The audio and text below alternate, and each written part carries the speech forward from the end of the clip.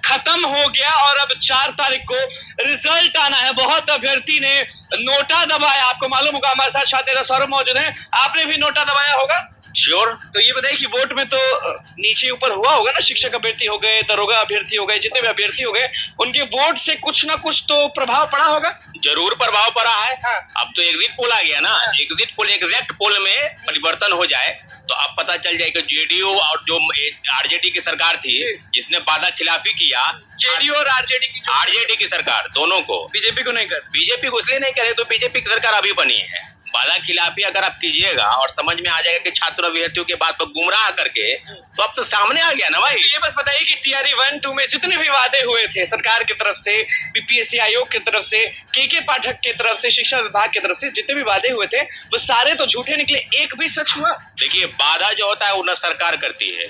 माननीय मुख्यमंत्री नीतीश कुमार ने वादा किया और साथ साथ उसमें महागठबंधन के नेता बिहार के पूर्व डिप्टी सीएम तेजस्वी यादव कि हम बिहार के लोगों को नौकरी देंगे। तो सर, अब जो डाटा आ रहा है आरटीआई से, मैं नहीं कह रहा हूँ, राइट टू इन्फॉर्मेशन, सूचना के अधिकार से जो डाटा सामने आया है कि आपने जो नौकरी दिया उसमें 70% नौकरी महिलाओं को, यानी पूरा आंकड़ा कहा जाए 17,000 महिलाओं की नौकरी में 10,152 दूसरे स्टेट की महिलाओं को मिल गया। तो बिहार के आप लोग अपराधी हैं, बिहार के लोग शिक्षक बनने के योग्य नहीं है। पहले बोले कि बिहारी फर्स्ट, उसके बाद बाहरी फर्स्ट हो गए। ये उस पर, वो तो बाद में आएंगे, उस पर पहले इस पर आइए डाटा पर। तेजस्वी यादव और मुख्यमंत्री नीतीश कुमार यानी जेडीयू और आरजेडी की दोनों का मटिया मेट होने जा रहा है। एग्जिट पोल का आंकड़ा आ गया है, वो एग्जिट पोल 4 जून को एग्जैक्ट पोल में आ जाएगा। भी सांसद नहीं दीजिएगा, देंगे।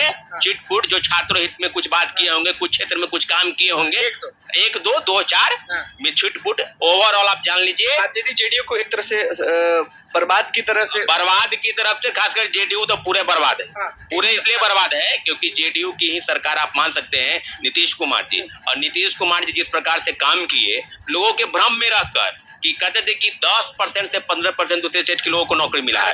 ये आरक्षण का लाभ जो महिलाओं को मिला, आरटीआई से जो खुलासा हुआ, वो आंकड़ा 70% को चला जाता है। क्या आपके हिसाब से आरक्षण का लाभ मिलना चाहिए था? बहुत ज्यादा बिल्कुल नहीं मिलना चाहिए था। अभी हाल में ही यूपी सरकार ने एक फॉर्म भराने के लिए, डीएलएड सर्टिफिकेट लेने के लिए डोमिसाइल लगा दिया है। आप जान लीजिए, यानी वहाँ डोमिसाइल, तो आप समझ लीजिए कि बिहार में सरकारी नौकरी करने के लिए कुछ नहीं। आप आ जाइए किधरों से नौकरी ले लीजिए। आप बताइए ना, शिक्षक अभ्यर्थी को जो परेशान है, घर में बैठ के माथा पीट रहे हैं कि रिवाइज रिजल्ट के बारे में क्या हुआ, इतना तो गरज रहे, तो बताइए सच सच की हो रहा है कुछ की ऐसा ही हो रहा है? कैसे नहीं हो रहा है? माननीय उच्च न्यायालय ने अभी स्पष्ट निर्णय दिया है कि 6 to 8 में ओएमआर सीट की जो कॉपी है वो जांच होने के आदेश दिए हैं बिहार सरकार को, शिक्षा विभाग को, और 2 सप्ताह के अंदर बीपीएससी को जांच करके बताना है कि आपने 90 नंबर से कम लेकर आया तो उसको आप नौकरी दे दिए। और जो लोग को सब्जेक्ट कॉम्बिनेशन, इतिहास के जगह पर भूगोल, आप पॉलिटिकल साइंस के जगह पर कुछ, सारे आंकड़े अब माननीय उच्च न्यायालय के शरण में जाएंगे। और निश्चित रूप से बीपीएससी और शिक्षा विभाग ने जो घालमेल किया है, सबका डाटा खुल चुका है। ये जो कहते हैं ना, वादे तो अतुल प्रसाद ने भी किए थे सप्लीमेंट्री के, आपको मालूम होगा, ट्वीट करके बोले थे, वादा किए थे कि मिलेगा मिलेगा मिलेगा। तो सरकार के साथ साथ तो अतुल प्रसाद ने भी धोखा दिया। अतुल प्रसाद जी तो बहुत बड़े धोखाबाज है। ये अतुल प्रसाद जी को कहाँ कोई कह रहा है कि वो नहीं है? उनको तो हम ट्विटर में पहले से कर, अब उनका ट्वीट नजर नहीं आता है। आपने लोगों के साथ जो गुमराह किया, आरटीआई के खुलासे के बाद, डोमिसाइल फर्जीवाड़ा के बाद, सीटेट में अभी बताइए, आपको बेगूसराय में पता चला है कि 73 लोग फर्जी हैं, पूर्णिया में पता, दरभंगा में पता चला कि फर्जी जो पता लगता है कि फर्जी हैं, उनको फिर बाहर कर दिया जाता है, वो लोग भाग जाते हैं। तो सीट जो खाली हो जाता है उस पर क्यों नहीं बैठाते लोग? यही तो बात हम लोग कहना चाहते हैं कि आप आनंद फानंद में फर्जीवाड़ा को तो बहाल कर दिए। और जब हम लोग डिमांड कर रहे हैं रिवाइज रिजल्ट या सप्लीमेंट्री रिजल्ट, तो उसके बाद लाठी डंडा बरसाते हैं हम लोगों पर, नियत छात्रों पर लाठी डंडा। नहीं, खेला तो नहीं हो जाएगा कि जो लोग जो फर्जी सीटेड वाले हैं, फर्जी लोग जो पकड़ा रहे हैं, जो सीट खाली हो रही है, टीआरई 3 में जो बहाली होगी उनको इधर कर दिया जाएगा, और टीआरई 1 टीआरई 2 वाले जो अभ्यर्थी, योग्य अभ्यर्थी लगाए हुए हैं आंख की अब मेरा बहाली हो जाएगा, अब मेरा बहाली हो जाएगा, क्योंकि आप हो गए, बहुत सारे लोग हो गए जो आवाज लगातार उठा रहे हैं, तो उनको एक आशा है कि हमारा रिवाइज रिजल्ट आएगा, हमारा सप्लीमेंट्री रिजल्ट आएगा, तो उनका जो आशा है वो टूट नहीं ना जाएगा। देखिए, टीआरई 1 में 2 याचिका दायर है, ऐसे तो 4 याचिका दायर है, लेकिन सप्लीमेंट्री रिजल्ट 1 में 1 में 1 to 5 के लिए 2 याचिका, एक की सुनवाई 19 जून को होनी है, दूसरी की सुनवाई 25 जून को होनी है।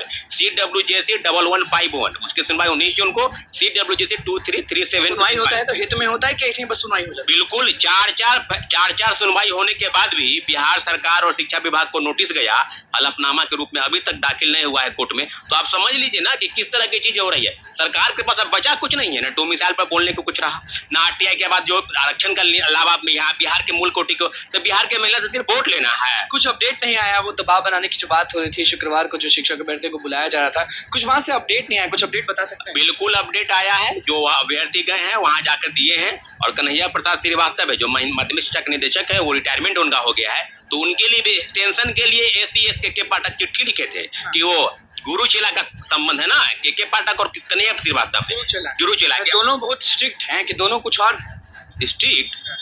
यही लोग तो हैं जिनको अपनी ही चिट्ठी को फर्जीवाड़ा करार देंगे, कभी चिट्ठी निकाल देंगे। आपको याद होगा कि अभी गर्मी की छुट्टी को लेकर जिस तरह से बवाल मचा है बिहार में, पूरा मीडिया में, सिर्फ ये नहीं पूरा इंटरनेशनल मीडिया तक इस चैनल को न्यूज को दिखा रहा है कि बिहार के शिक्षक का क्या दोष है। और के पाठक इतना बड़ा अफसर हो गया जो मुख्यमंत्री बड़ा अफसर है ना, बड़ा अफसर है, लेकिन मुख्यमंत्री से बड़ा नहीं ना है। मुख्यमंत्री जी तो कहते थे कि हमने जो कहा है वो होगा। आप बताइए, मुख्यमंत्री की तरफ से चिट्ठी निकल रहा है कि स्कूल बंद करना है, और के पाठक की तरफ से चिट्ठी निकलता है कि विद्यालय बंद रहेगा, बच्चे नहीं आएंगे पर तो शिक्षक आएंगे। सबसे निरी प्राणी शिक्षक ही है, शिक्षकों पर आपको पूरा कार्रवाई चलता है। और जो घोटाला चल रहा है राज्य में बेंच डेस्क के नाम पर, टेबल कुर्सी के नाम पर, और जो लोटा थाली उसके नाम पर, उस पर तो आपका नहीं। तो ये आप बता रहे थे कि के पाठक ने कोई लेटर जारी कर दिया था कन्हैया प्रसाद को? नहीं, कन्हैया प्रसाद श्रीवास्तव के लिए एक्सटेंशन के लिए राज्य सरकार को पत्र लिखे थे, और खुद जब वो रिटायर कर गए 31 तारीख को 31 मई को, तो के पाठक खुद 1 महीना के लीव पर चले गए। शुक्रवार को क्या हुआ ये बता सकते हैं? शुक्रवार को कई लोग गए थे वहां पर, जो जिला में आवेदन दिए वो जिला की कॉपी वहां पर जाकर सबमिट किए हैं, सिग्नेचर के साथ, सील मोहर के साथ।